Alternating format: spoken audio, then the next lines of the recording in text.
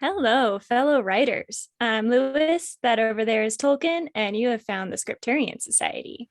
Welcome back, Woo. everybody. I hope your day is cooler than my day. It is so hot over here, and I'm dying. Yeah. Mhm. Aw. Yeah, it's started to rain here, so it's humid now. On top of the heat, which is I'm happy about the rain, but when the rain is coming but has not yet come, it's unpleasant. So Yes. I get it. Yep. Your little desert person over there who's not used to the humidity is Carissa Yeah. Harlow, aka Lewis. I'm Ash O'Rourke, aka Tolkien, and it's so humid here. Listen, everyone says about Florida, like, it's not the heat that gets you, it's the humidity. I've been to Florida in the summertime. I live in Central Texas in the summertime. I don't see that much of a difference in the humidity. It Yeah. sucks either way, but it's not like Florida's humidity was just shockingly worse Right. than Central Texas. I mean, I'm sure I'm making some people angry by saying that, but listen, it's true. Like I just got out of the shower. So if you guys are watching the video, that's why my hair is still soaking wet and I feel sweaty. And I'm in my house. That's how humid it is the humidity has reached inside the house. But Yep. yeah, but another good news, Javi's coming home early. So I just found out I get to go pick him up from the airport after this. So I'm excited. Yay. That's Yeah, exciting. it is exciting. So Cool. anyways, how's your week been? Um, that's exciting. I have this weird headache and it's been going on for like 2 to 3 days and it's like the back of my head. So I am legitimately wondering if I experienced some kind of a head trauma and then forgot about it. Like it's possible that I hit my head on my headboard while I was asleep because I have a bookshelf headboard. And it's just, I don't know, it just aches. And if I'm not on Advil, it's like debilitating. And that doesn't happen to me a lot. So it's just been kind of weird. That seems like something you should go to the doctor for. It does, but I usually wait until an emergency. So we'll see. I mean, I haven't died. See, if it was anyone else, I'd go, I bet you're dehydrated, but you are never dehydrated. You always drink so much water. Dehydrated. Yes, never. She's drinking water literally right now. Always water all the time. I'm drinking like water mixed with coconut water mixed with this like really healthy juice stuff because I don't enjoy plain water unless it's very, very, very cold. So, oh my gosh, that's so weird to me. People have been saying this my whole life. They're like, I just like water with lemon in it, or I like flavored water. And I'm like, water is already perfect. Why do you need to add anything to it? It's so strange to me. That's what the Italians are like too. Although they really like fizzy water, I just want ice in my water. I just want my water to be cold. And if it's not cold, then I'm going to have a hard time drinking it. But like this, obviously, there's no ice in it. It's just a little cold from the fridge. And I could do it because it has other flavors in it too. For some reason, pure water, I need to be very cold. Wow. I will take water in any form except flavored. So yep. So that's not the cause of your headache. No, I really don't think it is. So which is all the more reason if your pain continues, you should go see the doctor. I should, but I don't know. The Advil is like working. I should, but I don't think I will. Yeah. I mean, if it got really bad, I would. But I figure if I wait like 4 or 5 days and it doesn't get like from the time it started. Yeah, I guess I don't know. So. It could also just be like my ponytail's been too tight, and just like a really extreme pain from that. I don't know. But it's just been kind of weird. I woke up with it and I was like, I do not feel good. I'm going back to bed. So oh no. Yeah. Well, I'm glad you went back to bed. I did that this morning for like 10 minutes and it was like nice because I've been really disciplined lately. So I've not been letting myself go back to sleep for even 10 minutes. But today I was like, you know what? I deserve a little treat. And I went back to sleep for 10 minutes and it was awesome. Nice. It's the little things. It is the little things. Yeah. But yeah, I also got my hair done. I don't know if you can tell, but it's a little lighter and it's so much lighter color wise, but also just like weight wise, which is very nice. Nice. That was at least my past few days. I don't remember past that significantly. Is that concerning? I don't know. Welcome to my world. So yeah. Is this what it's like to be you all the time? Yes, it is. Sorry, I got distracted because Javi is texting me. We are going to this music festival later in the year, and I've been tracking the flight so we can get like the cheapest flight possible. But he's every time I send him one of these potential like, plane itineraries or whatever, he's like, no, I don't want to take that airline. I want to come home alive. And I'm like, you're so bougie. Like, Wow. so anyway, so now he's turned down 2 different decently priced flights. And when I say decent, I mean, we're talking between $200 and $300 a plane ticket. So not cheap by any means, but like Decent. the next one up is like over $800 a ticket. So we're not doing that for sure. So I don't know what he thinks he's going to find that's better than this, but so bougie. He doesn't want to go on Frontier or Spirit Airlines because he thinks that we won't make it back home alive. And I'm like, listen, I've flown both of them numerous times. I'm still here. Yeah. So planes are so weird because I don't know if I just haven't flown as much as normal people. I've only been on a plane once/twice because it was a round trip. That's all I've ever been on a plane. I usually road trip places. So people that fly a lot have very strong opinions about airlines. And I'm like, it's a plane. If it falls, you're going to die. If it doesn't, you're going to be fine. Like, what is there to consider? I feel like there's a certain amount of privilege that goes along with having really strong opinions about airlines, because I have flown and traveled around the world my entire life, but always on a very, very tight budget. So I don't really have that much of an opinion. I don't really like that Southwest doesn't assign you seats. So like, I said, it's that or another one. I forget that. I don't like that they don't assign you seats, but it's not the airline I don't like. It's that one practice particularly. So I just don't have and have never had the money to be bougie enough to have a strong opinion about a specific airline. Yeah. See, I feel about airplanes the way I feel about cars. As long as it gets me from point A to point B, I don't care. Like some people have very strong opinions about cars too. And I'm like, does it work? That's all that matters to me. So planes are kind of the same thing. Yeah. I just texted Javi to see if he wants to road trip instead, which I'd be fine with, but I bet he's going to say hell no to that too. So I'm like, you can't have everything. It's true. You have to pick. Yeah. And I don't really care. I just don't want to spend a bunch of money. So yeah, that seems fair. Yeah. In other news from my week, I had a spa day with my mom and it was so fun. And by spa day, I mean like we went to Walmart and picked up these little like facial things and got a new nail polish each, and it changes color in the sunlight. So when it's inside, it's this pretty blue sparkly color. And then outside, it's still blue and sparkly, but like the undertone of it turns like this kind of like burgundy. So it's very cool. And mom's is even more interesting because it's not glitter, so you can really see the color change. But for some reason, I just did my toes and I somehow knocked all of the polish off just my pinky toe on one foot.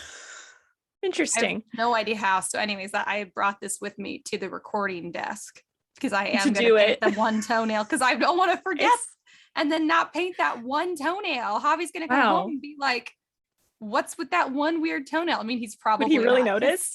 No, he's a man. He wouldn't notice. Yeah. He wouldn't notice for like a while. But if on the off chance he did, he's gonna be like, wow, I see how it is. So ratchet or something like that. Cause he's very like particular about like nails and stuff, which is funny and works and well airlines. Well, he's a very particular person. He has strong opinions on the most ridiculous things. So like, that makes sense. I mean, for the nails thing, that works out for me because I'm also very particular and I like to have my fingernails done. Obviously, I keep flashing them in front of the camera because I'm really proud of them right at the moment because I just did fake nails this time, like glue on ones, but I wish I could show you like in the camera. They've got this really cool shimmer on them. Yeah, it's kind of hard to see it, but they look like cosmic. But anyway, so that works out well for me because Javi's never going to be like, Ash, I think you're spending too much on your nails because he cool also likes them. But it also means I'm going to get teased if my toenails look weird. I mean, maybe not my toenails, but if my fingernails look weird, I'll get teased. So I just want all my nails to look nice. I also just did this. And usually my toenail polish lasts for a very long time. I honestly only take it off completely and redo it a few times a year. Yeah. It just kind of lasts. When I went to prom in high school, I did my toes all nice. And I think that polish lasted about 6 months to a year. It just did not come off. It lasts a long time. And I'll just kind of layer it on if it needs a little refresher. And I tend to use the same color. I usually do like a red on my toes. So I'm also straying off the beaten path doing not only blue instead of red, but a glitter polish, which I never do on my toes. And I do kind of feel like a child with my little glitter toenails, but it's fun. yeah, it is fun. And I will say too, this is nail polish corner, everybody. I hope you're interested in this. And if not, I'm sorry. You're just gonna have to sit through it or go down and use the skip notes in the episode, which I don't know if we've said before, but you guys, we have those. So if you don't want to hear us chat about anything that's not writing related, you can use the skip notes and go to that time code. But I've tried many glitter nail polish in my lifetime, mostly blue because of my whole mermaid thing. And typically they don't have very good coverage because it's kind of like really thin and then you can see your nail through it. I am not going to lift my leg up to try and show you through the camera, but I will say it's like a solid layer of glitter. Like you can't see my nail through it at all, which is very impressive because I thought the like the kitschy little sun activated one is not the nail polish I would think has excellent glitter coverage, but it does. So cool. Yeah, it's exciting. It's called Just Add Sun if anyone is interested. Interesting. Sun usually refers to yellow or orange, which is interesting. They have many colors. Oh, it's like the brand. Yes, or the shade, line. Yeah. The line is called Just Add Sun. The one that I have is called Blue Night. Oh. Which is actually funny. And my mom's is called like Blue Sea or something. And it should be reversed because this looks more oceany and hers looks like a nighttime color. And so I have no idea why they chose the names they did. It was probably completely arbitrary. So yeah. I was wondering about that the other day. I wonder whose job it is to name nail polish colors. I think is it about someone's that job all the time. I would and love crayons? that job. Yeah, and crayons and lipsticks. Stuff? Yeah. I have been on a quest for years now. I've probably told you about this quest to collect all of the most illicitly named lipstick and nail polishes. Even if I don't really like the color, something about the fact that somebody had the audacity to name something so illicit, it makes me so happy. And so I'm like been trying to collect them forever. So if anyone out there, if you see a brand has released a new illicitly named something, I'm talking most of the things that have anything to do with being naked. For some reason, there's lots of like weird like naked puns in nail polishes, even if it's not a nude color. Nude it tends to be red. One. Yeah, anything that's like spicy romantic. Like my favorite lipstick is called Fire Down Below, which is extremely illicit, and I happen to also love the color. I'm gonna make her choke. Oh my gosh, I do remember that. It is still my favorite. Well, because the red, it's also like it lasts better than lip stain. If you guys, message me if you want deets on this. It's better than the lip stains, and I've tried all of them. So it just also happens to be the best. But the name is so good. So send me all of your best nail polish and lipstick illicit names if you guys don't mind. If it's not a huge inconvenience to your day, because it makes me so happy. Oh gosh. Yeah.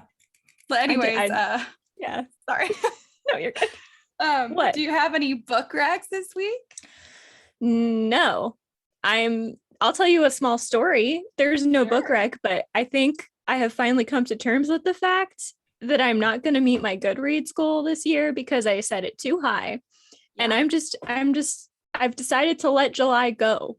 I'm just not going to read anything in July. And I'm going to start back up in August. I'm proud of me too. It took a while. I've been struggling to keep up since January. So it took me a strong minute to figure that out, but it's going to be fine. And I'm far more relaxed about it than I should be. Like I should be relaxed, but then I thought I would be. So I'm next week, hopefully, is next week August? Whenever August happens, I should have a book rec. But I'm just letting July go because I have been writing a lot, and I won't talk about that now. I'll talk about it later, but it is okay. I've read so many books this year. I'm not being a hypocrite like our You Need to Read a Lot episode. I am not being a hypocrite. I have read a lot this year already. So I don't think anyone who has listened to this pod for like half an hour and or who has followed you on Goodreads thinks that you don't read. Thank you. I'm glad that you're letting yourself off the hook, and horrified that you ever weren't letting yourself off the hook for this, because you read so much. I know, and I want to enjoy them, which is what I was figuring out. It's like I wasn't enjoying them. I was just trying to get through them. And I'm like, no, that's not how this is supposed to go. So July is over. Not really, but the reading goal for July is over, and that's okay. So no book rec. That's my story. I think that's honestly better than a book rec. I'm glad that you shared with us. Yeah. So don't feel bad My if you need to get rid of your Goodreads goal for a month. Yeah. Anyway, Oh, I go mean, on. reading should be fun. And if it ever gets to the point where it's like work, like step back and take a break so it can be fun again and you don't ruin it for Right. yourself. That's this, I feel like Exactly. same with writing. That's very important. My book rec this week is Inkheart by Cornelia Oh, Funk. So nice. yeah, that's what we're reading. I can't fully book rec it because I haven't finished it yet, but I'm about halfway through and it's been really, really good so far. So Did it's you a read middle it grade. before? No, but I've seen the movie Oh, multiple times and I loved the movie. So it's really good. Halfway through, it's a middle grade that reads more like a YA, like it's very action packed. mhm. So I definitely enjoy it, but do know that it's like about 600 pages. Like it's a long one, but Yep. it's a good one. So I guess that's my book rec for this week. Yeah, I love Inkheart. I feel like Inkheart is the quintessential book lovers book because It's all about it's books. about reading stuff out of books. So it's pretty good. I do Yes. have a Catherine's Corner episode on that too. So if you Oh guys want to yeah, listen that's to that, and then you can go right. to that Pretentious Book Club. Yes, and you can listen Work to our out. sister podcast episode on that. That'll be Yeah. coming out on Monday. Yes, that'll be coming out this next Monday. Right. And that's my book rec. What about our word of the Cool. week? Word of the week. Okay. It's Psithurism. Now, I'm going to go off about this. I strongly believe it should be Scytherism, but it's Psithurism. What did I say first? It's Psithurism. Psithurism. It's Psithurism. The third. Psithurism. Yeah. And I think it should be the other way around. How do we Yes. go about changing the pronunciation of this word? You just Anyway, do, and other people yeah. follow along. And then one day no one remembers who was right to begin with. It's true. Psithurism or Psithurism is Psithurism, and it is the sound of rustling leaves or the sound of the wind in the trees. Psithurism. Yeah. I like it. It reminds me of Cool word. Zathura. This It sounds does. like the name of like an alien overlord that a cult has formed around. Around leaves. Psithurism. Yeah, around leaves. But it's A leaf aliens, alien. though. A leaf alien. Yeah, exactly. It's the cult of the leaf alien. Like, Mhm. I hear there's some new cult people are really into. Yeah, it's called Psithurism. Have you heard of it? Yeah. Absolutely. God, I love like messing. this. I love messing things up. But yeah, I think it's a fun word used correctly or as the alien cults term. Yeah, either way. Yeah. Either way, but that is cool. So it's the sound of the wind in the rustling leaves. Yeah. God, that's cool. It is. I like I love that there that. are words for these things. Me too. Why don't we There use should them? be. I don't Yeah. know because we're so sad and limited with our language these days. So true. It's quite depressing when you think about it. So I'm not going to think about it. Should we get into the theme for this episode? Yeah, we are going to talk about how to create good settings for your story. So all about settings. Yeah. Yeah. So settings are fun. Settings, I think they take on, like, their importance is really dependent on the story you're telling.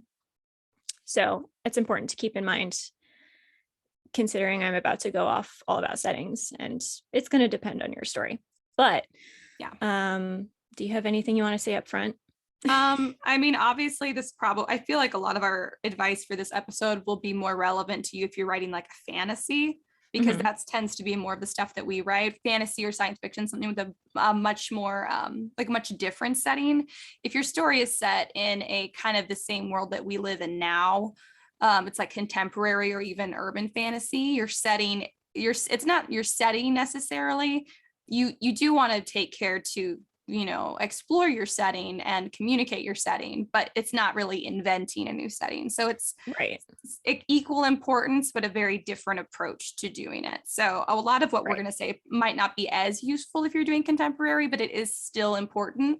For that, I'll just say the blanket of advice of if you can go somewhere and spend time somewhere that's similar to the settings where scenes happen in your book and just sit there and just take notes on what you're seeing and experiencing, just like stream of consciousness, write about what's going on around you, and then use that to inspire when you're writing those scenes. I think that'll be hugely helpful in just really solidifying your setting. But for contemporary works, there's the challenge of communicating the setting, but at least there's not the challenge of inventing and then communicating a setting out of your head onto a page and hope that other people see what you see in your head. True. A lot of times in contemporary too, the point is for the setting to go kind of into the background so that it Mhm. feels kind of like an everyman situation, but with setting. So it's like an Yeah. everywhere kind of situation. Yes. Not always, but sometimes that's the goal. Whereas in other stories like fantasies, the point is to try to make it very unique and Yeah. stand out. So Well, in fantasies, a setting is almost sometimes can be like a character of its own in some mhm. ways. So, especially if there's any kind of like elemental magic going on, Yeah, which a lot of them have. And in that case, your setting is kind of a bit of a character too. So, because you have to know its right, backstory and everything, and it plays like an right. active role in the plot, Yeah, and it it's has actively personality. shaped characters. Yeah, exactly. So, it Yeah. has a little more personality than something set in a contemporary setting. Mhm. So, True. I have like really chaotic notes again. Woohoo. So yay. let's The only see. kind I'm of gonna go notes through I them. know how to take. Right.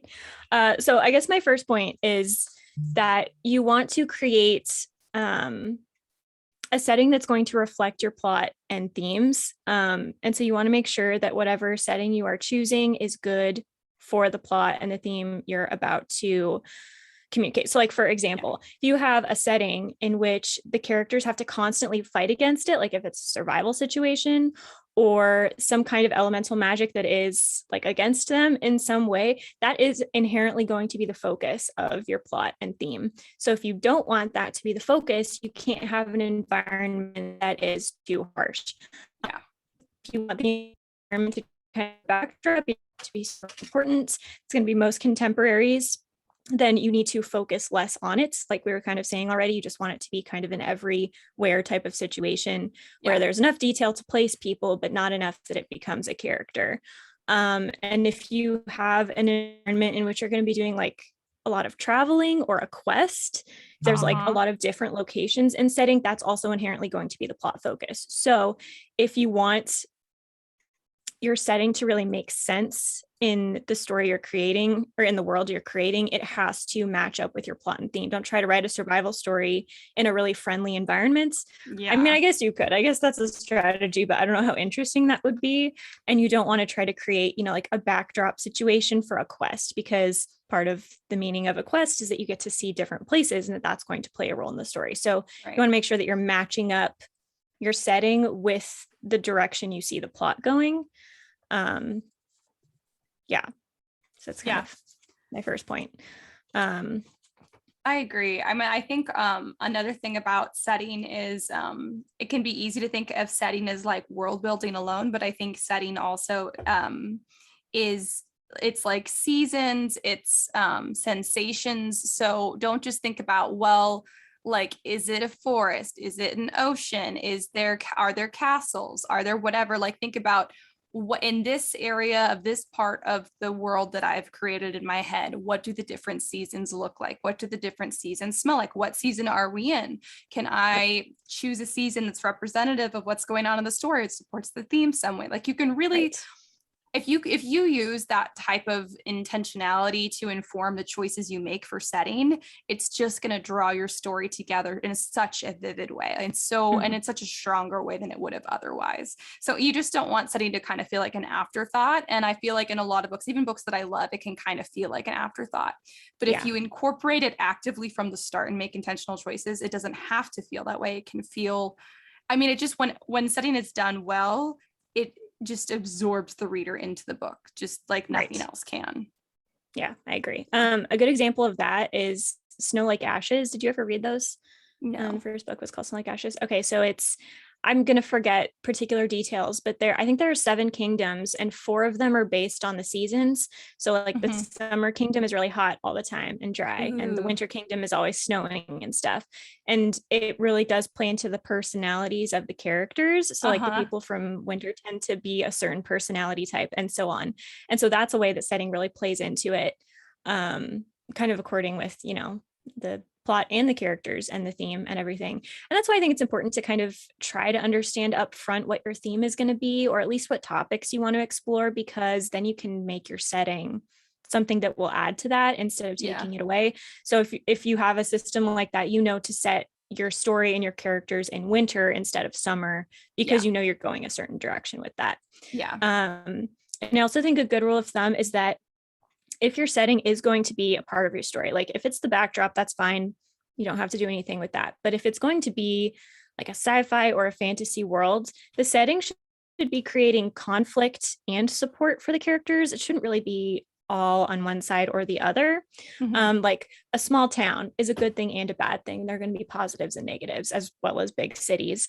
Being out in space, like away from everyone on a ship alone, is going to be really great in some ways, but also really bad in some ways. And like a magical environment is going to be helpful and hurtful in various ways. So try not to make your setting too much one or the other. Again, if it's a survival story, you can make the setting kind of an antagonist.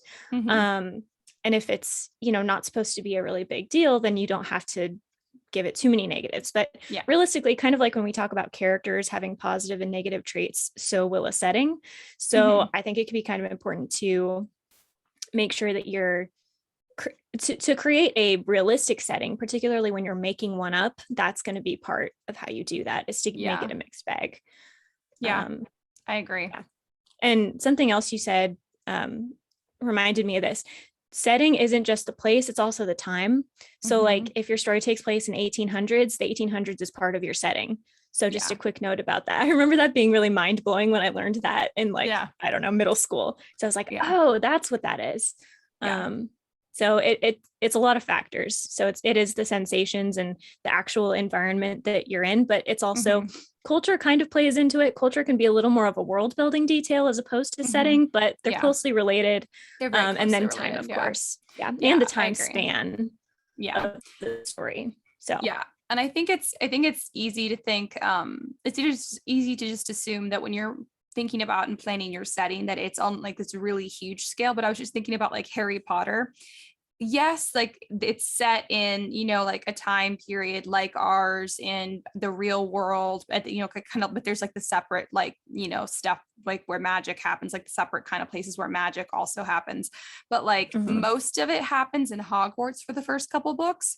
And so in that case, I would say the primary setting is Hogwarts. And so that's where most of the effort went to build that setting. And it made it feel like this kind of other world within the setting that we are all completely familiar with already. So, I mean, you want to think about that too, because setting is really easy to think about on a really big scale. But if there is somewhere where your characters spend a good deal of time, you should spend a good deal of time developing that setting, because that's what is your characters are interacting with and is having an impact on your characters on a daily basis. Yeah, I agree. And knowing like the focus of your setting is going to be really important, especially when you're doing upfront work. So like if you are staying kind of enclosed in one place, like a Hogwarts situation, like a small town situation, that's going to require different details over time than like a quest story or an adventure story where you're going to a lot of different places. If you're staying in one place basically all the time, you want to be adding details as you go on so that the setting continues to feel new and fresh and interesting, so that it doesn't just become background. Like in Harry Potter, Hogwarts reveals all kinds of secrets throughout the books. Like that's whole book 5 that we find out about the Room of Requirements. And the Chamber of Secrets isn't until book 2. So there are things being revealed as time goes on that continues to make it a really interesting place to set your story. If you're traveling, you want fewer details, but for more places. So that's just something to take into consideration. I don't know that one is particularly easier than the other. I tend to like detail over distance, but either one can work well depending on the story you're trying to tell. So I think Leigh Bardugo did kind of a combination of detail and distance, because her setting, I mean, so first of all, like she's an excellent person to look at as a writer to see like how she developed the setting for her stories, because first of all, her world building skills, which is a big part of setting, but the way that she drew inspiration, like at least Shadow and Bone, that takes place in a country that is heavily influenced by Tsarist Russia. So like she took from a very specific period of history that we all kind of have an idea of, and then she expounded upon that. So if you're looking for a setting, or you feel like the setting you've chosen for your book is it's just not quite nailed down, it's just not quite defined enough, maybe look through history, think about a period that you find really interesting for some reason and draw on some of those elements, because it also is a way of kind of drawing in the familiar into the new stuff that you've written. And so it helps people feel connected but still interested in something new.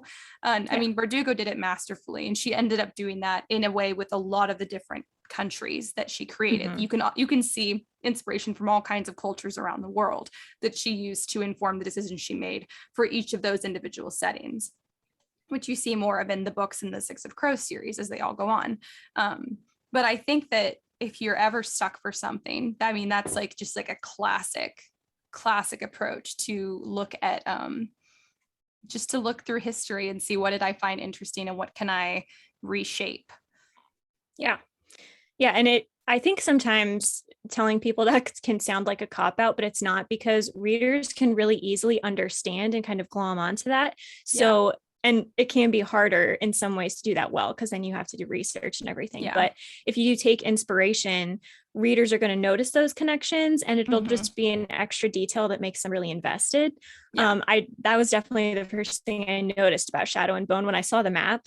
And then I started hearing, reading it and hearing like, oh, this is how this country views the Grisha, and this is how this country views them. And that alone was just such a cool, interesting detail. And it did kind of come out of setting that where you are located in this continent is going to influence decide your life about that. Yeah, exactly. So she did. I mean, she's an amazing, as far as setting goes, she's a great example that we can all follow.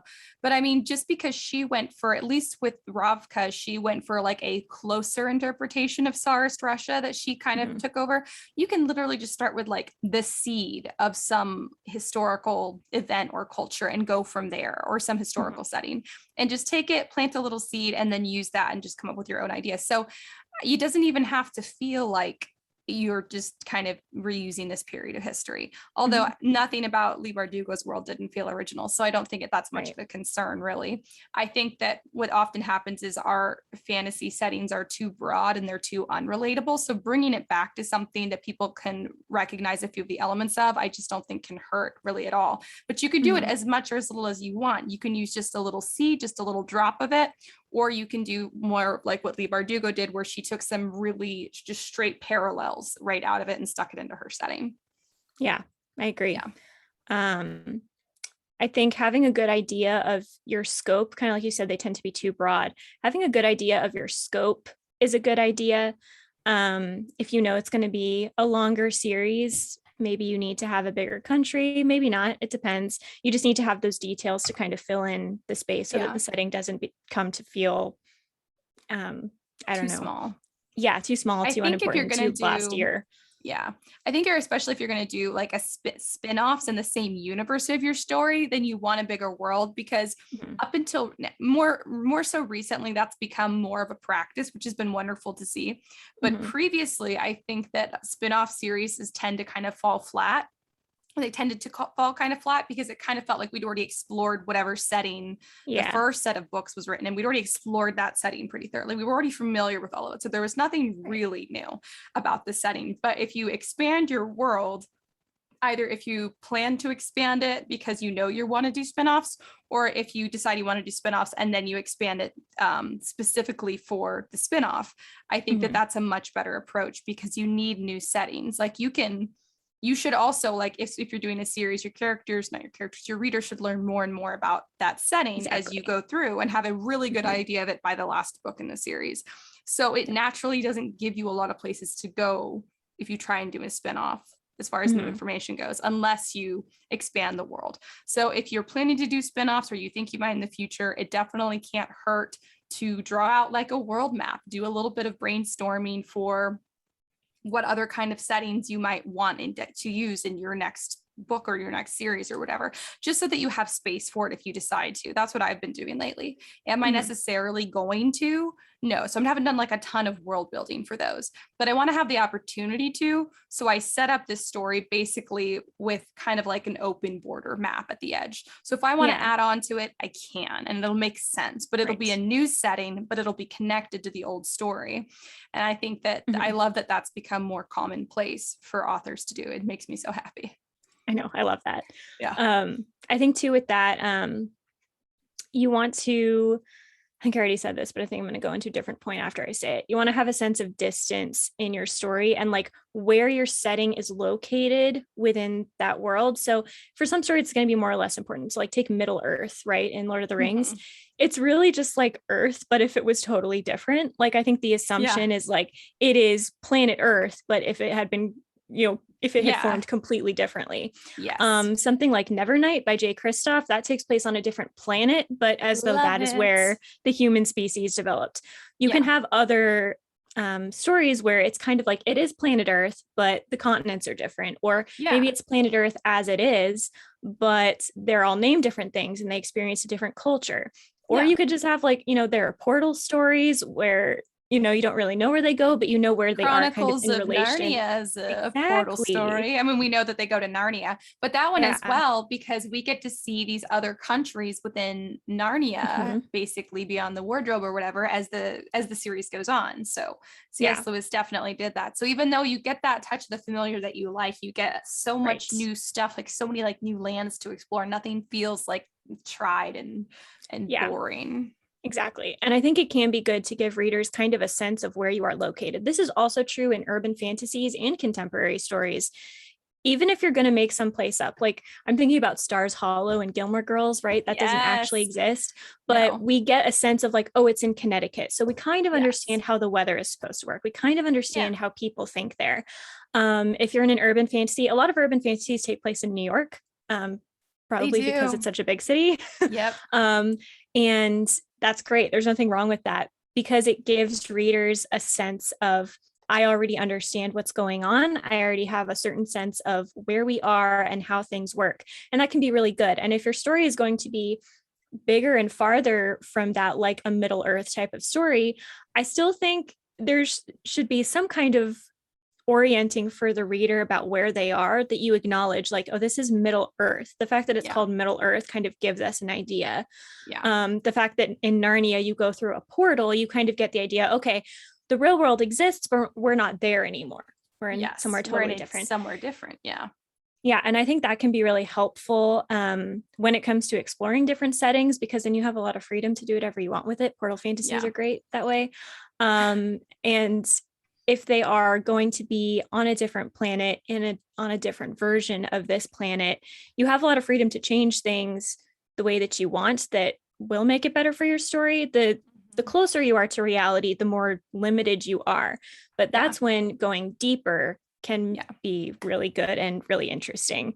I think sometimes people think setting needs to be more difficult than it should be. Like, setting should be about creativity, and it can be complex for sure, but it doesn't have to be a challenge, because while it can be a character and it can be important to your story, it's not usually the point of the story. So you want to make sure that what you're doing when you make choices like that, it's because it is actually best for the plot and the characters, not because you're trying to like show off your world building skills, which I mean, I get can be very fun, but you can do that in other ways. So Tolkien actually did that. I don't want to hear about any more rolling hills or trees, Tolkien. This is the problem. And he had done all of the background work. Like no one has ever built worlds as much as Tolkien has, but he went so heavy into every new setting that his characters entered that you were like, please, I get it. I've got the idea. Could you please move on? And it was, I mean, I love his stories, and I do love all of his world building from like an academic, like fangirl type point of view. But it was the one part of all of his books that slowed me down. Was I'm like, I'm done hearing about the setting now. You should never go off on a riff about your setting. It should be naturally incorporated into the action of the scene. It can be affecting your characters, but your characters are never just sitting there just watching the setting be the plot. It's true. Like the setting is not the plot ever. Yeah. Even if they are traveling, and this is kind of where it comes in. I had a point and I forgot it. Pause. Oh no. Oh, I remember. So when you have a setting, there are certain advantages and disadvantages to both. So if you do have a smaller setting, it's going to be, maybe there's more coziness to it, but less of an expansion idea. But if you are traveling, you want to make sure that you're giving at least a little bit of variety. And I think that's really where Tolkien kind of miss the point just a little. I love him, but just a little Yes. bit. It's always trees, right? There's Yep. never really an ocean. There's never really a desert. There's never anything like that. So as you expand, as you know, whether it's a perspective thing where each book takes you to various locations, or if Mhm. each book in a series takes you to locations, or if you have spin-off series that take place in different places, you want to make sure that there's something noteworthy about the action that's going on in that scene connected to the setting, Yeah. so that people can remember, oh, they were in this setting when this thing happened, or this book took place here, to kind of Yeah. give people a sense of, well, really just to be able to remember what happened and to orient themselves in the story. When you can take a setting and remember, okay, this is what happened there specifically, I think that's a really good thing. And I think that comes about with variety, because remembering different forests is not going to be No. helpful, but remembering different types of scenery and therefore having like that variety to build the world and the setting is going to be really helpful. So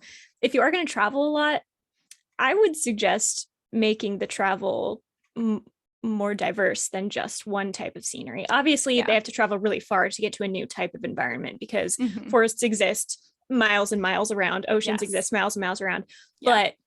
But if there's some kind of reason you can explain why those types of settings exist together, or if they do travel for years or just a long time or far, like maybe they're super fast, if they're magical, I don't know, that can be really helpful just to create a sense of difference. Sci-fi can also do this relatively Mhm. easily, because a lot of space science tends to just assume the faster than light speed, and so you can Yeah. get to a lot of different planets this way, and sticking to one planet is going to somewhat be a waste of the potential there. Yes. So going with variety is just a really good idea also.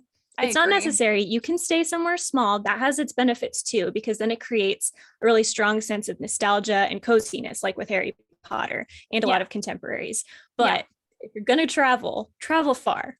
Don't Yeah. just stick to one area. Yeah, I So, agree. Or at least like within your series, like do like if you want to focus on one primary setting for your first book, focus on a different primary setting.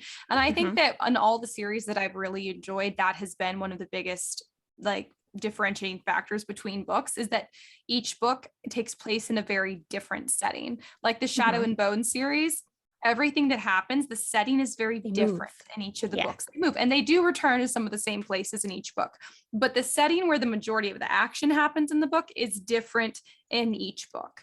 Right. And so that's kind of like I don't have to have I even with all my memory problems, I don't struggle to remember what happened in which book of that series, because the setting was so different and intentional for each book, that I can Mhm. just go, oh yeah, this happened there, so it had to be in book two, Right. which is excellent, which is why that can be so useful to do.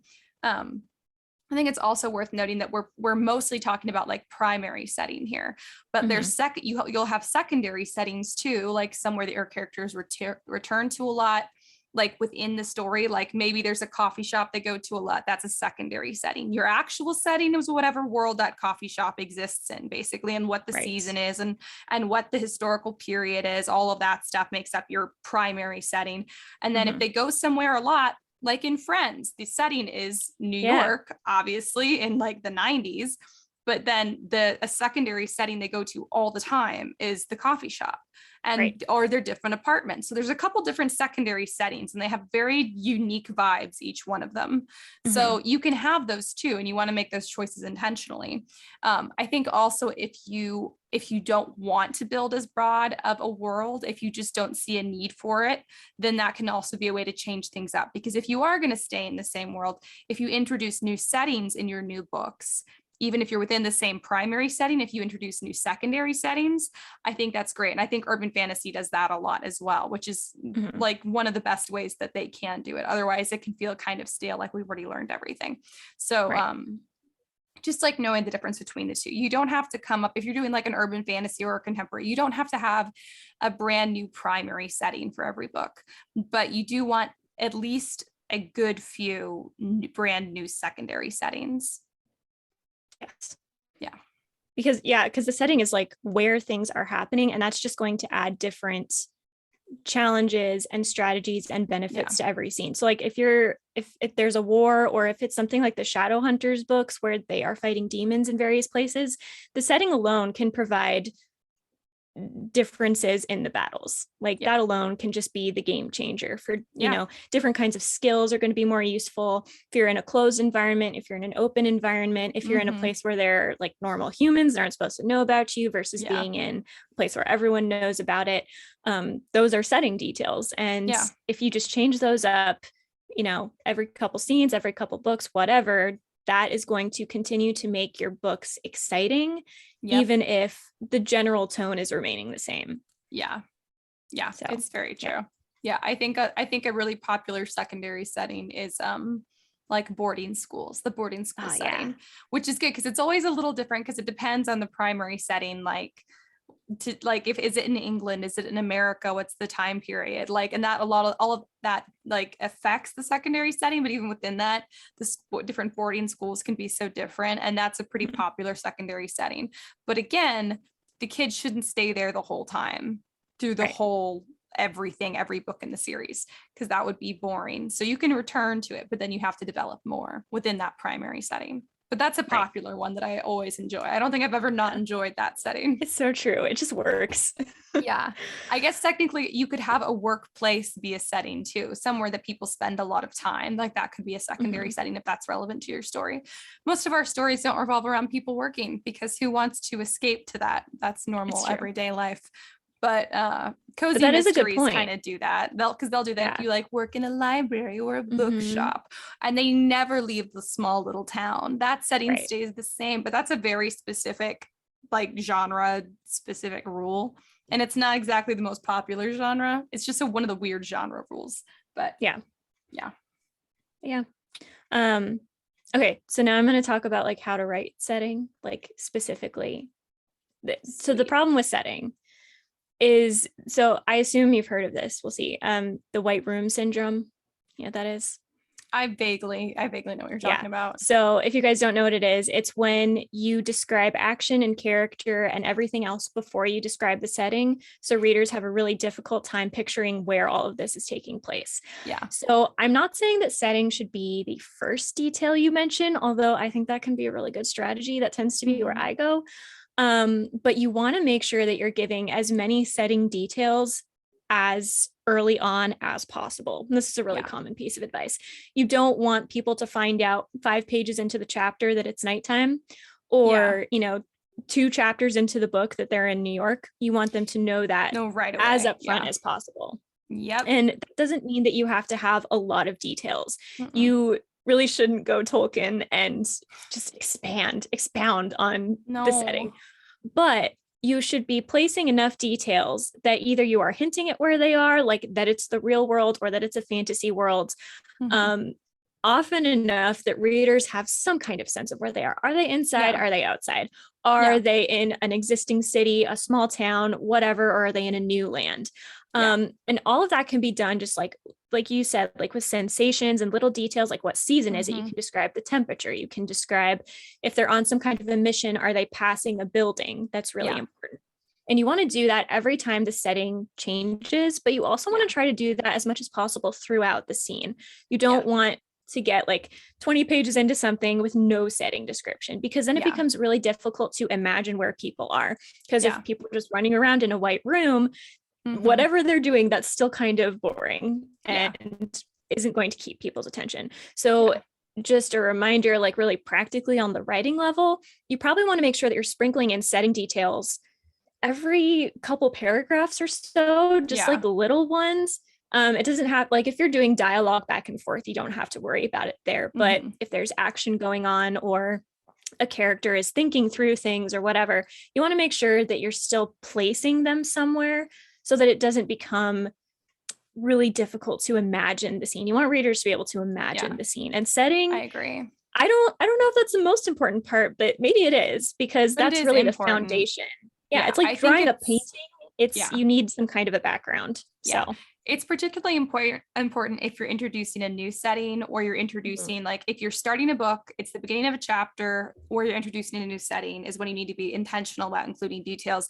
And it doesn't just have to be descriptions, because a lot of us can get carried away when we're doing setting descriptions, and it doesn't have to be something that they talk about either, but even something like the beam of her flashlight cut through the inky darkness of the night. Well, now we Yes. know it's so dark outside that she needs a flashlight. Or she Right. hugged her jacket tighter at the winter breeze or Mhm. whatever was just, cutting right through her clothes or whatever. So then Right. we know, okay, it's cold, it's winter. So there's a And lot she's of outside, things, probably. and she's outside. Exactly. Or someone shouted to be heard over the noise of the pedestrians hailing cabs in the city streets. We know they're in a city Yep. where there's cabs. So there are all kinds of ways that you can incorporate setting without having to do like a Tolkien-esque setting description, although it's okay here and there, especially if you want to establish a specific aesthetic for a scene. Then that's a good time to go ahead and do a sentence or two that's just straight out description of the surrounding setting. If you're trying to set an aesthetic, if it's not so much, if that doesn't so much matter, you just need people to know where the scene is going on so that you avoid the white room syndrome, then just something like throwing in details of action that's happening between dialogue or action that's happening as they're on their way to where the next scene is going to happen is perfectly sufficient. Yeah. And I think too, if you're talking about a portal fantasy like Narnia or something where things are more fantastical and made up, any kind of sudden change in environment, if there's been a long period of time, if they're in a suddenly new location, if they're teleporting, if it's sci-fi and they're on a new planet now, that is the opportunity where you need to go into a little more detail because readers then need to be reoriented. Yes. But again, as briefly as possible, because if you were suddenly in a new place, you would take note of details, right? You would take note of, some characters that are really paranoid or like taking note of exits. You can do that. That can be a good way to filter setting. Yeah. You can have someone really appreciating the beauty of a new planet or of a new place, because those are the kind of details you would notice. But very quickly, you would be focused on other things. Yes. If there are people around you, focused on how you feel. So you don't want to linger on it so long that readers are kind of being taken on a stretched out journey of what it would realistically be like. You want to keep in time with how people would normally react. Yeah. You're never giving your readers a tour of a new environment, like ever. But yeah, just like Karissa said, if you're introduced in a new setting, somewhere that the characters have not been before, they will notice the things that are different from where they were before, because you would too, but they won't notice everything because you can live in the same meadow your whole life and see something new every day. Like you're never going to notice all the details at once. So you might as well not try to do that. Plus it gives you more stuff you can sprinkle in later, which is nice. And also gives you flexibility to kind of make tweaks to your setting later on if you need to. Which is when I've written sci-fi, I've found that I have to do that a few different times because I've written stuff on other planets and then I'll go, ooh, I needed to go back and change that detail. And because I wasn't so super specific when I described it the first time, like they stepped off the ship onto the new planet or whatever, I had the flexibility to do that.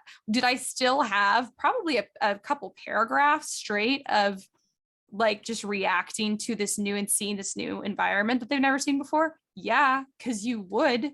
Right. And then they're walking to like the space center on this planet basically to get like oriented or whatever. And on their way, as they're walking, people are talking. There's a little bit of action going on, but it's mostly just because I'm still kind of like trying to absorb them into the setting and give everyone an idea of what's going on because it's a very different setting than anyone is used to. But then that's it. As far as like a setting dump goes, that's it. I never do another setting dump. Like they meet creatures or see some weird foliage here and there throughout the rest of it. But, and like there's like multiple planets in the sky, stuff like that, that they would notice as they go. But you don't want to do more than one setting dump per new setting. And if you have a lot of different settings, I would even caution you against that. I would say pick one setting dump. The reason I did it for that was because it's a whole different planet. But it's a totally new necessary. Place. Yeah. I would say a good rule of thumb is one paragraph.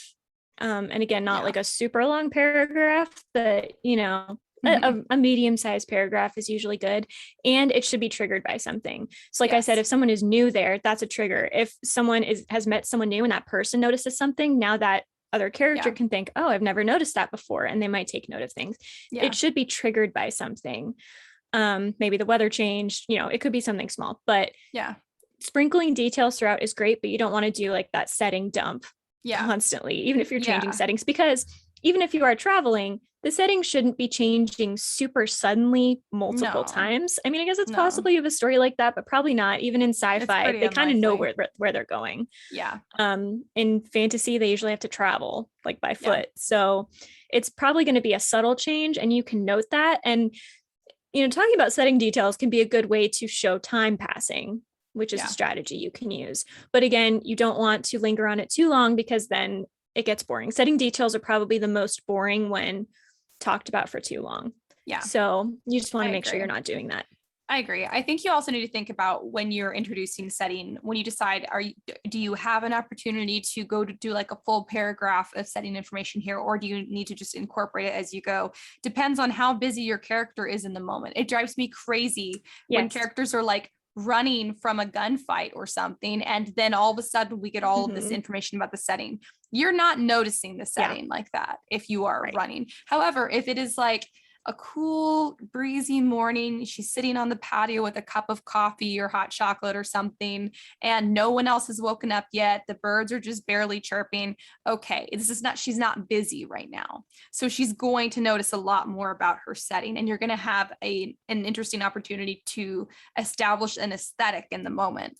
But most of the Right. time, if you're writing a fantasy book or a book with action or urban fantasy or whatever, those moments will be very few. That really is more of a contemporary or like cozy fiction type opportunity. That's Mm-hmm. less, you don't have those opportunities as much in a lot of other genres, which is fine. It's okay, I guess, if you do have them here and there, but it's not common. So you just want to think Right. about how busy your characters are in the moment they're being introduced to a new setting. And that will basically inform you, should I do a whole paragraph here, or should I just drop in setting details as we go? Right. Yeah. Yeah, I agree. Let's see what else. I think I keep talking about distance a lot because I think travel is an important part of setting, but you should also kind of know what's reasonably a capability of your characters within your story. So, like Mm-hmm. sci-fi characters can tend to go farther distances. Magical people can maybe go farther distances than humans, but Mm-hmm. I don't know. I'm always kind of a stickler for details where you want to look up like how far can a human reasonably travel in one day? And then Yeah. how big is my country? How big is that? You don't need to know the exact dimensions, but you Mm-hmm. should have Just an kind of an idea. idea. Yeah. And then if they are traveling by foot or they're traveling a little slower, that gives you time to um, dig deeper into the setting more gradually, which is something you can do. Don't fall into the Tolkien trap, but No. it's something you can do. And the more sudden that the changes are, I think the more detail you need. I, Yeah. I think I would say that pretty Yeah. confidently. I think you also So, want to think about when you're describing setting to your readers, whose eyes the setting is being seen oh, through, basically yes, your character. your Because if it's filter. like, yeah, your filter, because if it's a young child who's never been anywhere but home, even the most simple settings are going to seem a lot bigger and a lot more noteworthy to them. And so Mhm. then a crazy setting would just be out of this world to them. But if you Right. have a character who like travels a lot, or you're doing science fiction, they've already like traveled the universe or whatever, like they're a space pirate or something, they're not going to be shocked. They're not going to be Yeah. taking a ton of time to just gaze in wonder at all of the new settings. Maybe some of their companions are, maybe a secondary character is like mind blown. But if your primary character is well traveled in whatever your setting is, then you're not really going to be able to use them as a filter to do like a big whole paragraph of setting description, which Right. is fine because then you can still Mhm. just, you just drop in details and you weave it into the action or into Right. the dialogue somehow. But you want to definitely think about who are you filtering your setting through, because Yeah. it'll change how you communicate it to your readers. Exactly. A lot of it has to do with who is talking and how you are putting it, as opposed to the details being different. Like Yeah. I said, if you have a more paranoid character, they're going to notice that they're in a room, but they're going to notice different things about the room. You're going to notice Yeah. exits. They're going to notice, other people in the room. Whereas someone a Mm-hmm. little more, bright eyed and innocent is going to maybe be noticing the decorations or how Yeah. they got there or something like that. So it's Yeah. the same kind of details, but framed differently. So if you're doing a multiple point of view, this can be a little easier because then you can kind of just pick the character that you want to have Yeah. the more complete picture of the setting. But if it's a singular point of view, you want to make sure that you're picking a character that is going to describe the setting in enough detail for the reader according to what you want them to know.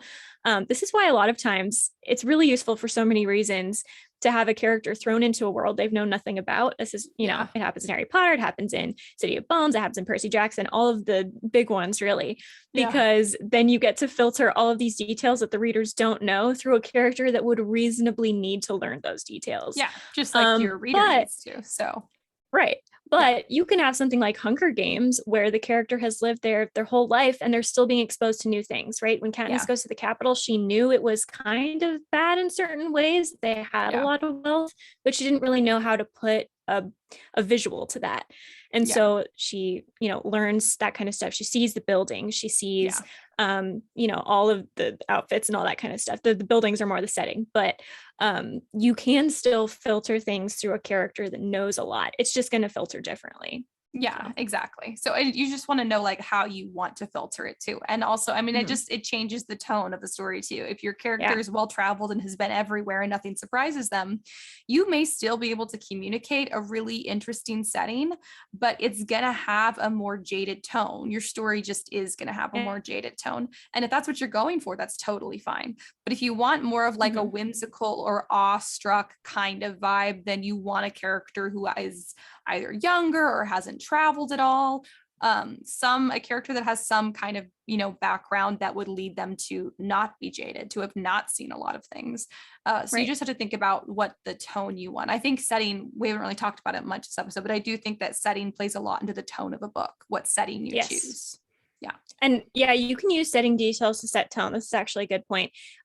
There's a reason that a lot of movies and books have the climaxes happening during rainstorms, because it contributes to the tension and the unknown and that kind of stuff. So if it's raining, that is going to give a certain atmosphere to your story as opposed to it being sunny outside. So if you're going for a cute romance, the rain should either be a drizzle or there shouldn't be any at all.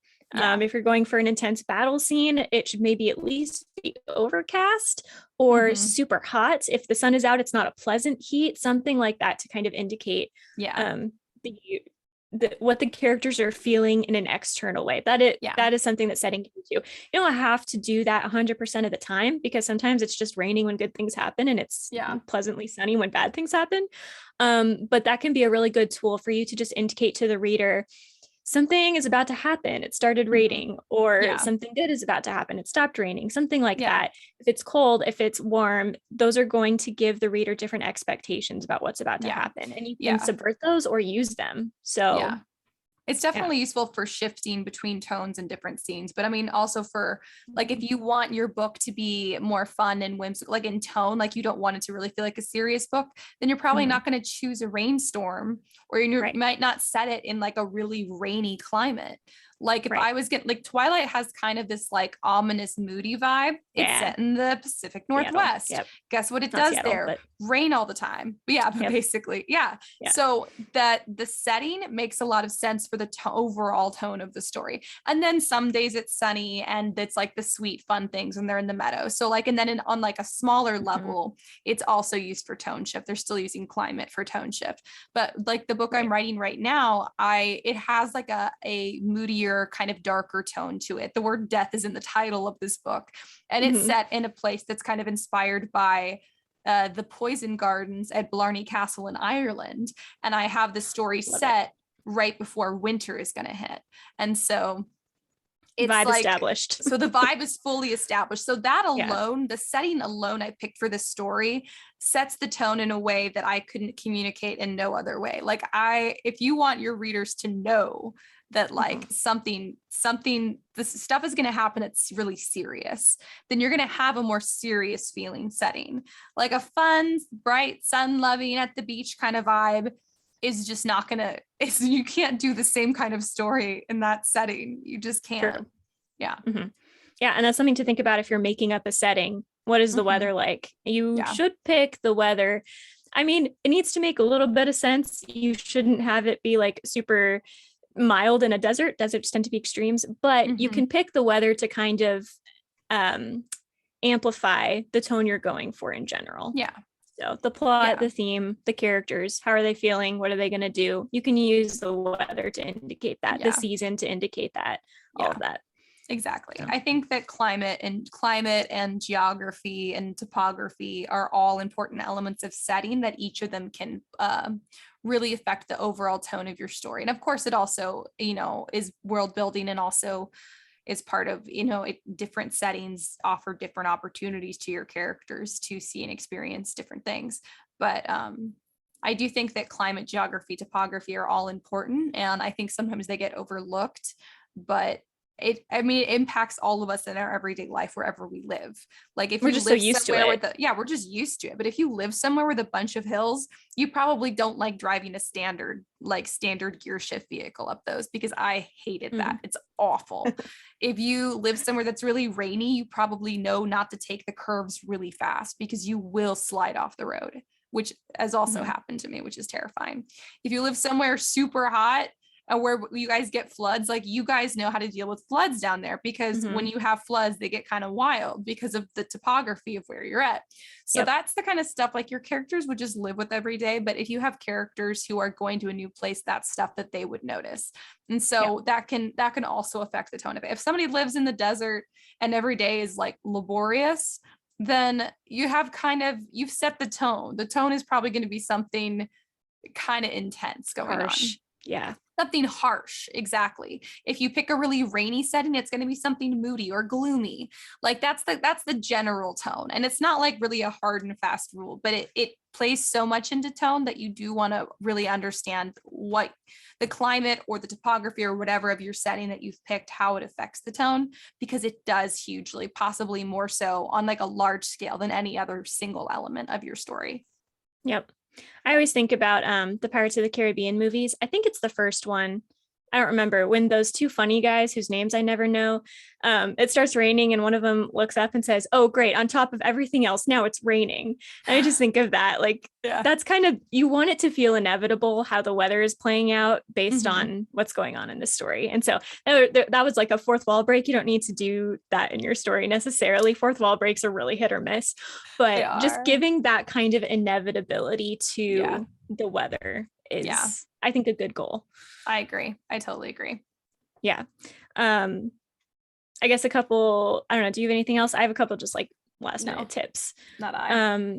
So when you are, where's my note? I have it here. Okay. So if you're kind of overwhelmed by creating a setting, a good rule of thumb is that as you go about your life, if you travel a lot, if you watch a lot of TV, if you, I don't know, hear about other people's travels, just collect the cool details that you like about different places and just keep them in a folder somewhere, just keep them in a Word document or whatever. If you're like, ooh, it would be really cool to have an island, something taking place on an island, but there's something interesting about that island. So like if it's floating on air and it's not in the water, or if you want to do like a forest, but the trees are alive, or some like, alive, like in a human way. Something like that, just collecting cool ideas. I think it's really fun to collect architecture ideas because buildings are so different depending on where you are. Some people live in tree houses. Some people live in, like in Arizona, the houses are kind of cookie cutter. Everyone has kind of the same style of house. But I went to Louisville to visit my cousin once, and all the houses in the same neighborhood are different. And that was so weird to me because it just doesn't happen in Arizona so much. So those types of details, just collecting cool architecture, cool environmental factors, cool obscure details, like to go with a magic system or a sci-fi world, cool scientific details for sci-fi, like how plants would grow in a different climate or whatever, what would make a plant blue instead of green, stuff like that. Collect those and just have them ready for when you start designing a story, because that just makes it really easy to feel like you're getting a good spread of unique settings. Otherwise, it can feel like if you're really in the forest vibe, you're going to create a lot of forests and it's going to feel really cool to you, but maybe you need to spread those forests around different stories or across different books, not all in the same book. So just collecting those details and kind of having them ready can be really helpful. That's my major tip about setting, because I do that with a lot of things. I do that with names, character names. I do that with I don't know, just like random betrayals and plot elements. keep them in a file somewhere, because then you don't have to think of them on the fly. If you're like, okay, I want to do a really cool setting for this scene, you can just go to that folder and find where it's going to be.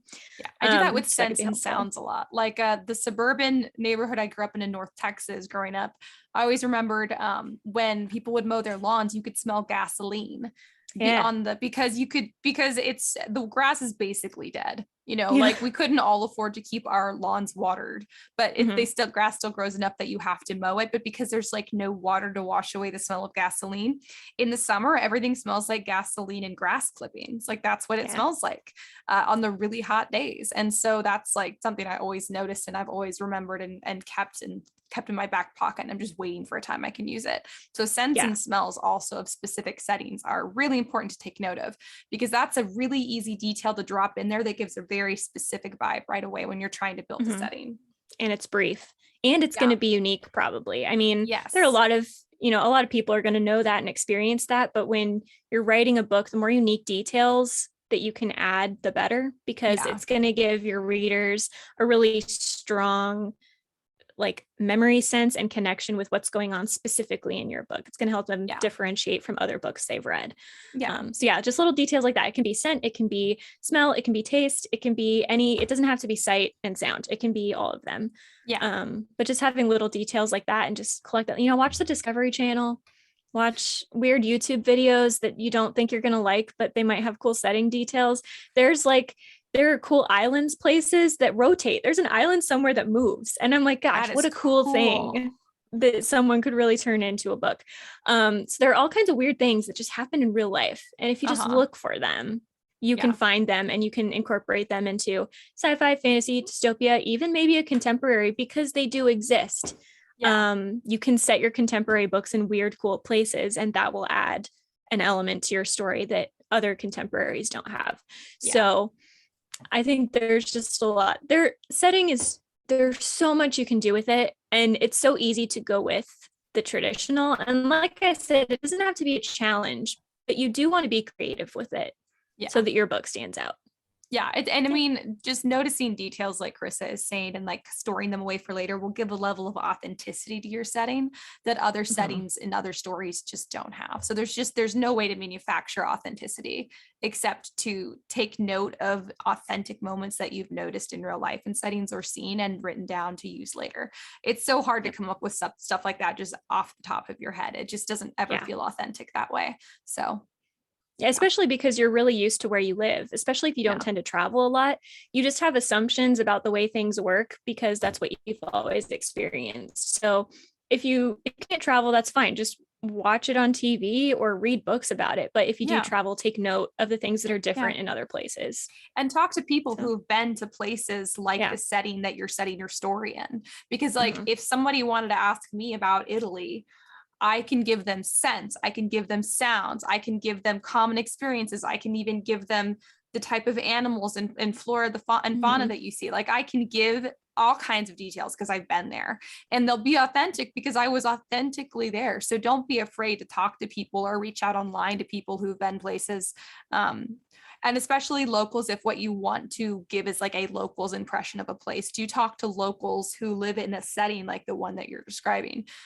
There's nothing like human experience to inform a setting. So don't be afraid to talk to humans. Yeah. And use your own. If you want to do a small town thing and you live in a small town, very few people live there. So it's going to be unique to everyone else. It's going to be unique. Yeah, exactly. Very, very, very true. Yeah. Anything else? Nope, not I. Cool. Well, do you want to tell us how your writing's been going?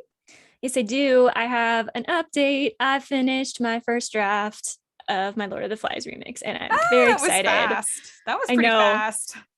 It was probably about a month, which is pretty good. I wish I could do this during NaNoWriMo. I never managed to do it when everyone else is doing it, but whatever. It's very exciting. I really like it. I think it's a pretty good first draft. There was nothing really that once I finished, I said, okay, I need to go change this. I mean, obviously I need to edit it, but there was nothing, glaring that I needed to change. But I'm proud of all the little ways I slipped in like stuff from the original book and then made it a fantasy thing. I'm just really Uh-huh. excited about it. I struggled with the ending because I'm making it a series, but it's not a series where like each book is based off a different classic. I'm just taking Lord of the Flies, doing the first book, and then saying, and what if it just kept going?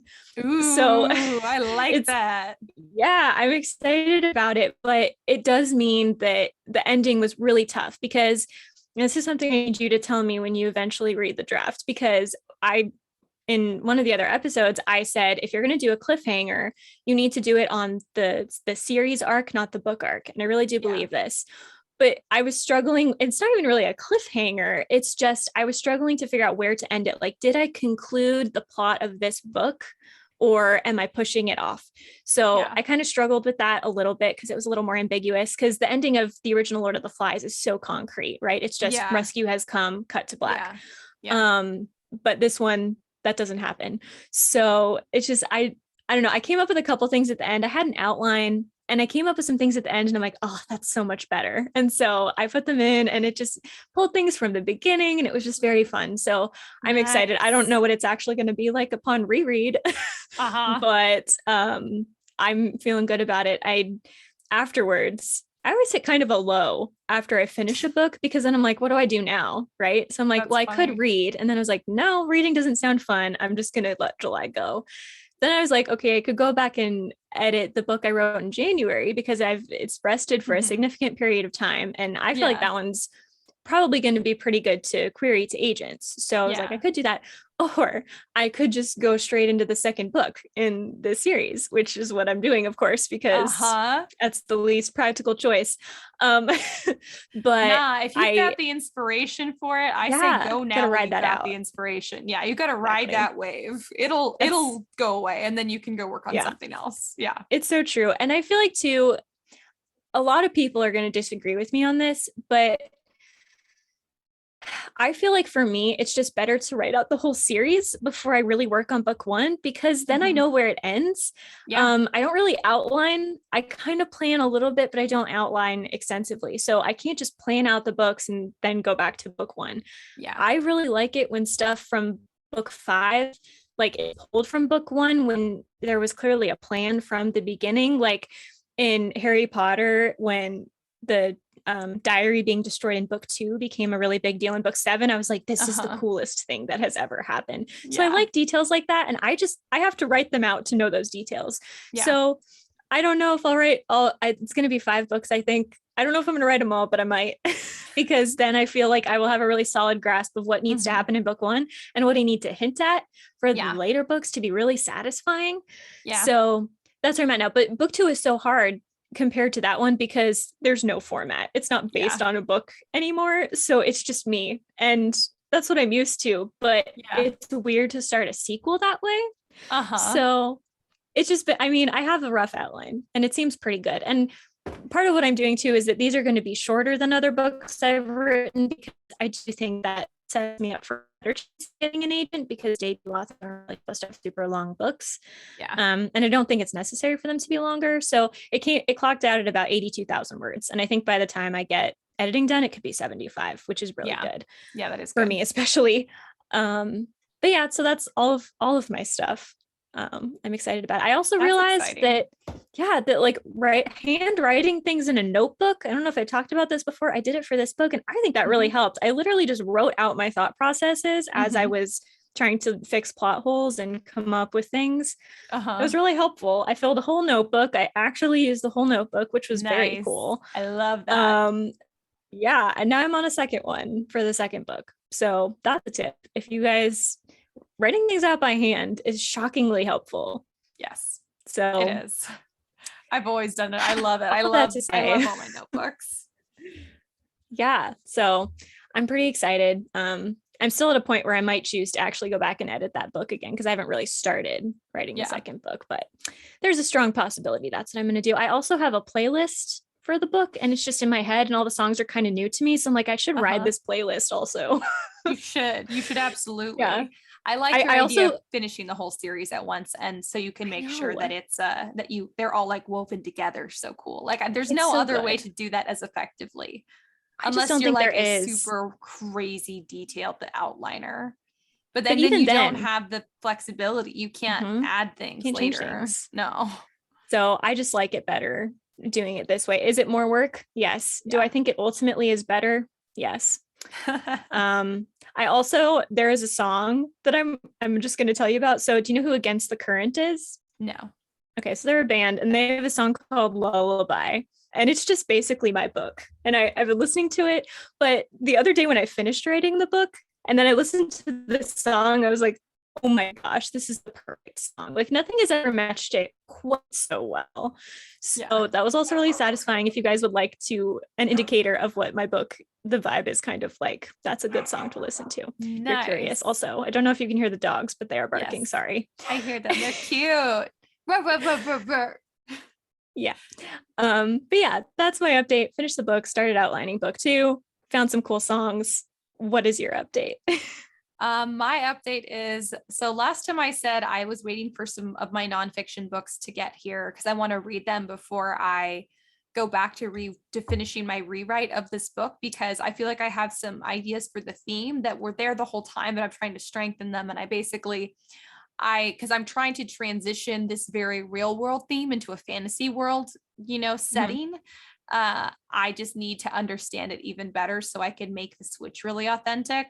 And so I got these 2 books that are kind of deal with this theme, and I'm excited. So basically I put my rewrite on pause. So I am refusing to let myself feel guilty about not finishing that rewrite until I finish reading these 2 books. And so I got them and I started reading them, and they're so interesting and a little scary. And so that's pretty much where I'm at. So like no like real writing progress, but kind of writing progress, because I determined that I wanted to read these books first and see if there's something I can get from them to put into the book. Cool. So we're kind of opposite. I'm not going to feel guilty about not reading because I'm writing, and you're going to feel not guilty about not writing because you're reading. Yeah, go us for not feeling guilty for silly reasons. Yeah, woo. Yeah. Yay. All I got. Cool, same. Well, if you guys want to follow us during the week, you can definitely do that and keep up with all the fun, like writing motivation stuff. We are on Instagram and we are on TikTok. We are the Scripturient Society. On Instagram, you can find tips and tricks and just little like snippets from the episode to keep you guys motivated during the week as you guys are writing your stories. If you guys want to be entertained with just some fun writerish comedy, you can go to TikTok and check us out there. It's all Karissa, aka Catherine, aka Lewis, and it's all delightful. Some of that is shared on Instagram as well, so you guys can get it either place. If you guys have ideas for episodes, stuff that you would like us to talk about, specific like writing topics or questions that you guys have been struggling with, you guys can email us at contact@storysirenstudio.com. That is our production company's email, or you can message us on social media and we'll see it either way. Same if you guys just want to talk about whatever you guys are working on. We're happy to talk writing with you guys. Same on Patreon. If you guys want to support the pod, you can go to Story Siren Studio on Patreon and you can literally just leave a comment on there. You don't even have to pay to join or anything to do that, and we'll see it. If you guys also, if there's a different way you guys want to support the pod, you're like Patreon is too much of a commitment, no worries. Even though like I said, you can comment for free. You guys can also check out our merch. We have some pretty cool Scripturient Society merch. So if you guys want to like go look like you are openly a writing nerd as you walk around, you want to just be a professing writer nerd, then we have the merch for you, which you can find at storysirenstudio.com. Yep. My ramble is Exactly. My ramble's almost over. Just my last request is that you guys would rate us below and share this pod with your friends if you enjoyed it. And we will keep growing the writing group. And we hope to hear from you guys soon, and that everyone's writing journey goes well this week and nobody is guilting themselves for silly reasons. And until next week, keep writing. And we'll see you on the next page.